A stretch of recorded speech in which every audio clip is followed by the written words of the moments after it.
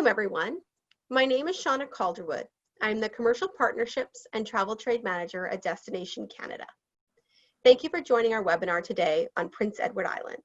This little island packs a big punch, with adventure around every turn, beauty that is hard to even believe, and food that is out of this world. PEI will charm you from tip to tip.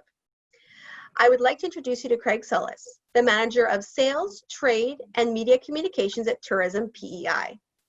He is going to tell us why PEI is the perfect destination to share laughs, great food, and unforgettable experiences.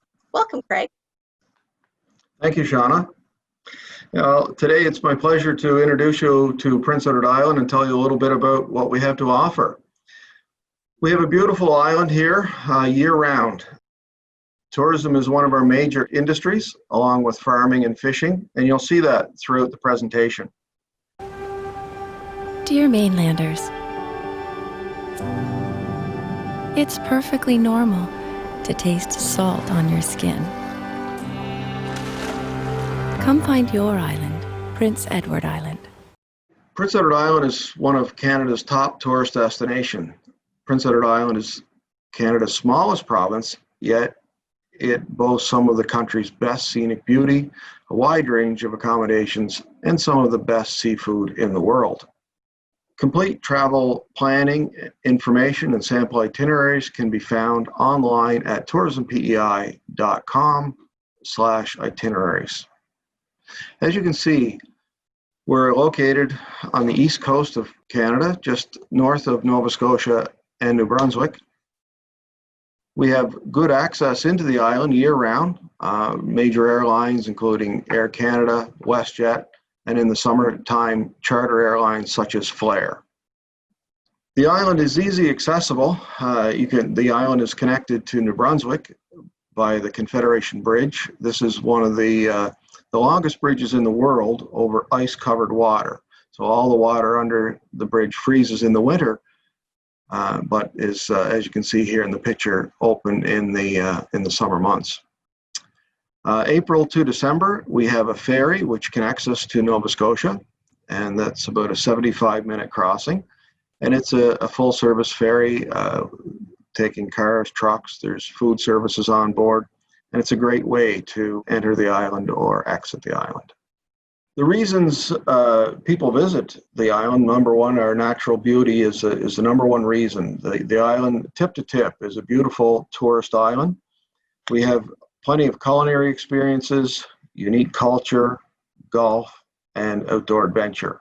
And I'll explain each of these in the next few minutes. Some of the experiences that we have, as you can see here, a lot of outdoor experiences, year-round actually. Culinary experiences here in the bottom left. We have culinary camps where you can go and learn how to cook local food. Seafood is very popular, obviously, so lobsters, oysters, mussels. But you can actually go out with experienced providers, shown here in the top left corner. This is what we call a giant bar clam dig. The experienced provider takes you out, you dig the clams, then you go on shore and actually make a little seafood chowder with the shellfish that you just harvested. But we have lobster dinners here on the top right. There's a picture here of a group of people out on a lobster boat having actually a lobster dinner, which is very enjoyable. Harness racing is big here, so we have lots of that type of activities as well. So there's a little bit of something for everyone. We also have a good selection of accommodations, from your traditional hotels, motels, to the more unique accommodations. In the top right here, this is West Point Lighthouse. You can actually sleep in this lighthouse. It's an inn, so there's 18 rooms in the inn, and you can stay at the lighthouse. The bottom right is our largest hotel, the Delta Prince Edward, right here in Charlottetown on the waterfront, a beautiful convention property. Bottom left, you'll see some of the more adventurous style accommodations for those that are interested in more of the outdoor natural settings. And then on the top left, we have Dalby by the Sea, a beautiful historic accommodation property that is a treat for any tourist looking for a unique inn. We have 3 coastal touring routes, the North Cape Coastal Drive, the Central Coastal Drive, and the Points East Coastal Drive. Each one of these are a great day trip. So if you start and do any one of these in a day, there's lots to see and do. There's attractions, seaside restaurants, parks, anything that you might be interested in is a good variety on each one of these coastal drives. And as you can see here in the bottom, a little car representing the bridge to New Brunswick, and then on the eastern end of the island, the ferry going to Nova Scotia. I mentioned a minute ago about the natural coastal beauty. That's one of the top reasons people come. No matter where you go in the island, you're going to see beautiful scenes, great for photography, and this is year-round again. I mentioned the agriculture is part of our scenic beauty as well. As you can see here, this is a potato field running right down to the ocean's edge. Lupins in the foreground there. This is typical scenery you'll see anytime from the end of June to mid-July. You will find lupins. So this is a very common scene throughout the spring and early summer.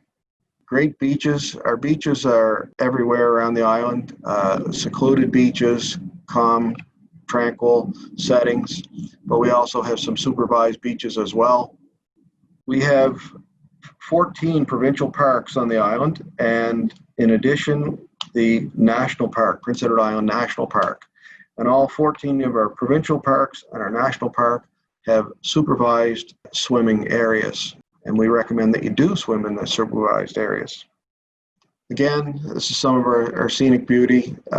We don't have large highways here. The roadways that we have are small and uncluttered, so the driving is very easy and scenic, and lots of lookout points for picture taking and sightseeing.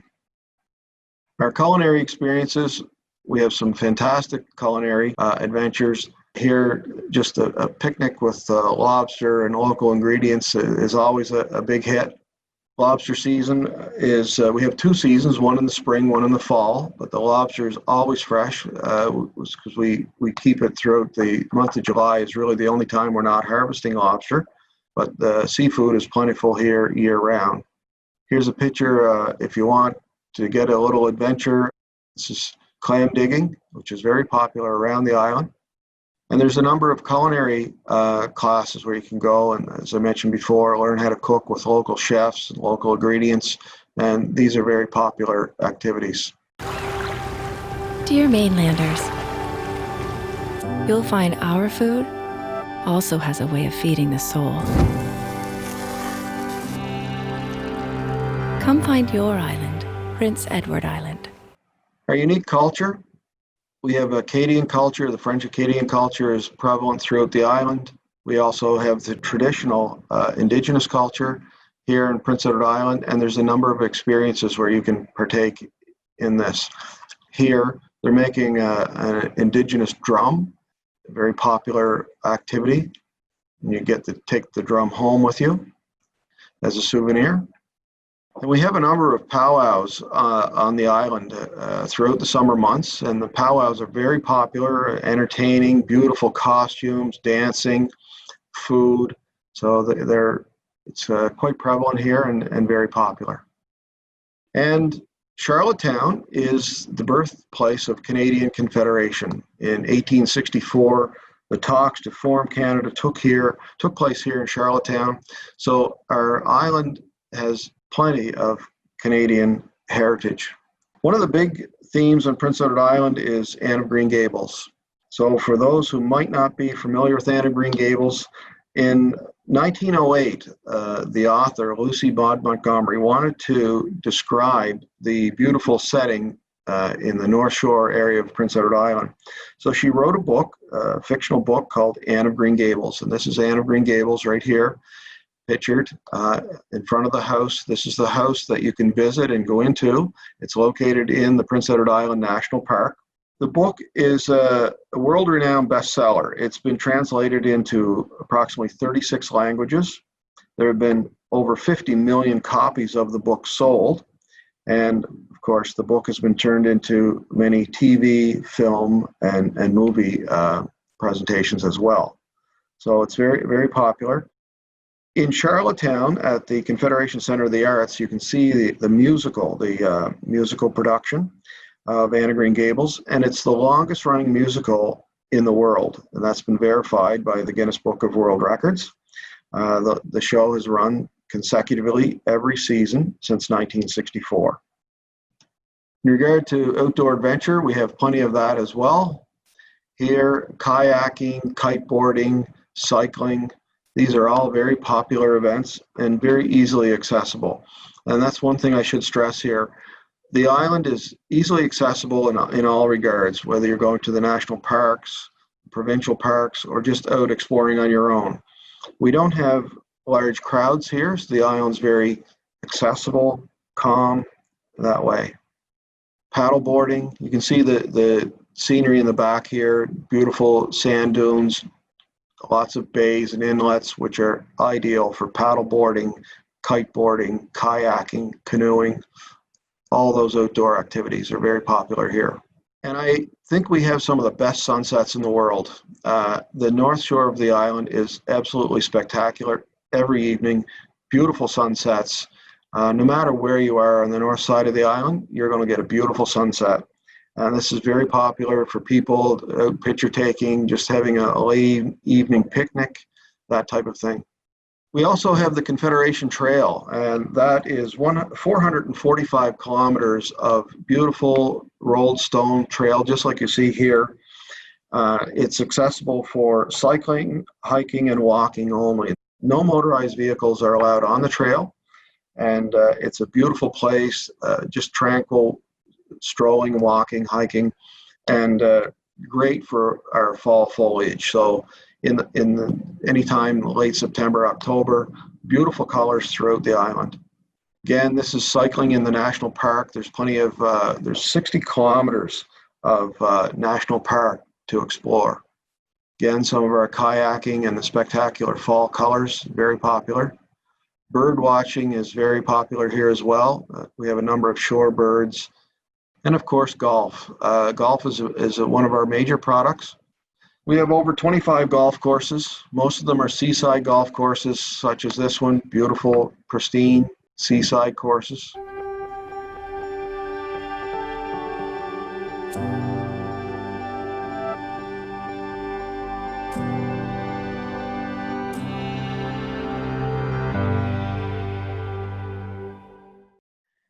And with that, I'll wrap up and ask if there's any questions.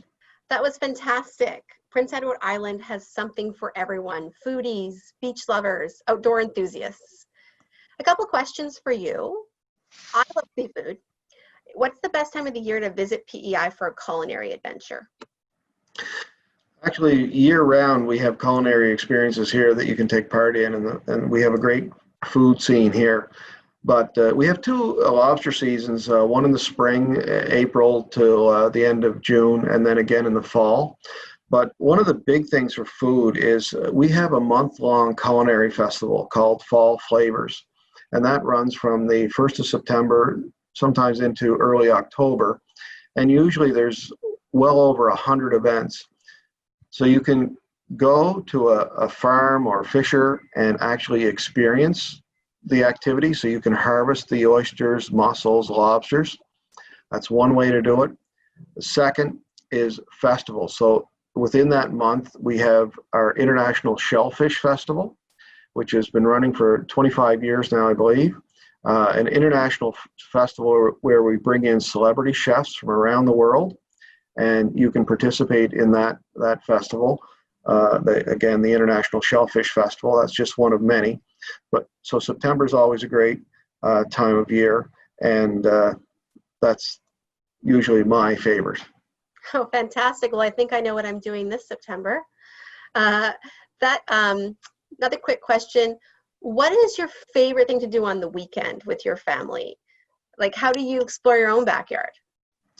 Well, again, the island is so accessible. My wife and I, we take our dog, and I grab my camera and we go out exploring. Any of those day drives that I talked about, like the North Cape Coastal Drive or the East Points Coastal Drive, Again, we'll go take a picnic and the camera and just go explore. And sometimes we just eat at a little seaside cafe, a restaurant, whatever. There's plenty of those as well. So just getting out and exploring. Quite often we'll, go to the beach for a little while and then go into one of the parks, the national park or one of the provincial parks for a while and explore that as well. But there's always something to do. It's a great island in that sense. Oh, I know. I love it. I've been before and I can't wait to come back. Well, that's to the end of our webinar. Thank you, Craig, for sharing your passion for your home province with us today. And to those of you watching at home, we truly appreciate you taking the time. Until next time, take care. Thank you.